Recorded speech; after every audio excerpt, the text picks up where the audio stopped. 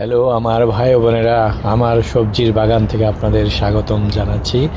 আজকে একটা সুখের খবর দেওয়ার জন্য, এটা আমার সুখের খবর নয়, ভালো খবর আর কি, আপনাদের সামনে দাঁড়ালাম। সেটা হলো কানাডার যতগুলো শহর রয়েছে সেই শহরের মধ্যে আমি যে শহরটায় রয়েছি সেটার নাম মন্ট্রিয়াল। এই মন্ট্রিয়াল শহরটা হ্যাপিনেসের ইন্ডেক্সে দ্বিতীয় হয়েছে, আর প্রথম হয়েছে মিসিসাগা।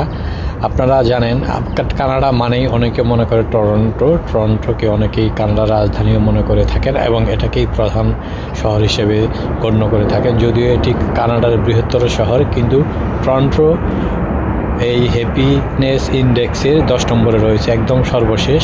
সেখানে সুখ বলতে কিছুই নেই। সেখানে যারা থাকে শুধু কাজ করে আর যান্ত্রিক জীবনযাপন করে, তাদের মধ্যে নানান ধরনের অশান্তি রয়েছে।